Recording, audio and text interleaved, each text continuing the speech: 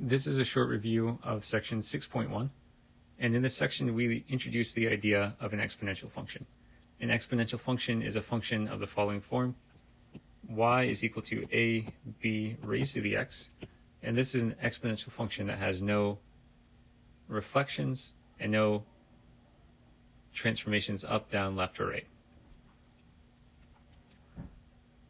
So looking at this formula, there's a few things that we need to recall. The first thing is that the base is always going to be defined to be greater than 0, and also b is never going to be equal to 1. So after we have this definition, this tells us a lot of information about the graph and the function itself. For simplicity real fast, let's go ahead and assume we're looking at the graph of a function where our a is greater, our a is going to be strictly greater than 0. Then there's two types of exponential functions. The first type occurs when b is greater than 0, when b is greater than 1, and the other type occurs when b is between 0 and 1. When b is greater than 1, we have an increasing exponential function whose graph looks like the following, and when b is between 0 and 1, we have a decreasing exponential function. So the graphs of these functions tell us a few different things, and the two most important things is the domain and range. The domain of an exponential function that doesn't have any vertical shifts or reflections is given by negative infinity to infinity, and the range is given from 0 to infinity, where we're not including 0. And this domain tells us something very nice. If we apply the horizontal line test, what we see is that at every horizontal line, we're only going to intersect our graph at one particular point, which means that our function is going to be one-to-one on the entire domain.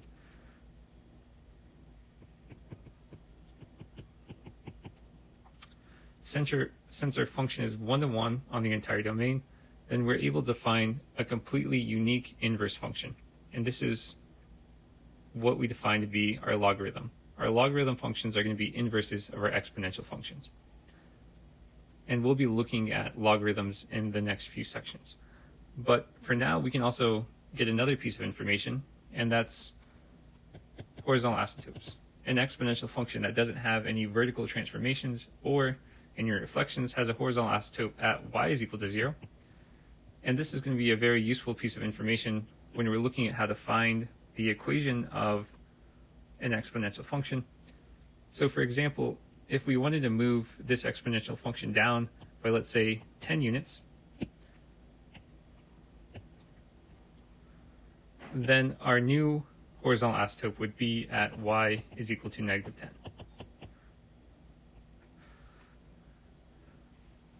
Okay, so let's go ahead and look at a few problems. Example number 1. We want to go ahead and evaluate the exponential function y is equal to a negative 7 raised to the 8x plus 9 at x is equal to 3. So this is just going to be a direct substitution. We're going to get that y is going to be a negative 7 raised to the 8 times the negative 3 plus 9. This is equal to a negative 7 raised to the negative 24 plus 9, which is equal to negative 7 raised to the negative 16. This should be 15. And this is going to be our solution if we don't have a calculator. You could rewrite this as a fraction. This would be negative 1 divided by 7 raised to the 15th. And this alternative representation of our number tells us that our number is very close to 0 since it's a fraction and it's a negative number. And not only that, it gets extremely close to 0 since it's raised to the 15th power. All right, let's look at another problem. This is going to be example 2. In example 2, we want to find the equation of an exponential function.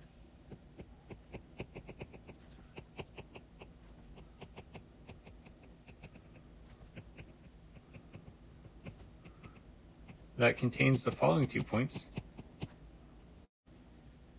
negative 1, 3 divided by 2, and also the point 3, 24. So the way we'll do this is using the general definition. We have y is equal to a times b raised to the x, and we'll be using these 2 points as conditions to solve for a and b. So plugging in the first point, we'll get that 3 divided by 2 is equal to ab raised to negative 1, and plugging in the second point, we'll get 24 is equal to ab raised to the third. So you can solve this multiple different ways, but here we see we can just go ahead and multiply by b, which gives us 3 divided by 2, b is equal to a. And we can go ahead and plug in our a to this equation here, and we get 24 is equal to 3 divided by 2, b times b raised to the fourth. So now we want to go ahead and solve this equation for b. And I just made a mistake. This should be a b raised to the third here. Now, solving for b, our first step is going to give us 16 is equal to b to the fourth. Taking the fourth root of both sides, we'll get b is equal to a plus or minus 2. Now we have a choice to make whether this is a positive 2 or negative 2. And by definition, this has to be a positive 2, since the base of an exponential is always greater than 0. So b is going to be equal to 2 in this case. So now to find a, we plug in b to this equation over here, and we get our a is going to be equal to just a 3. So the equation we're looking for is going to be y is equal to 3 times 2 raised to the x.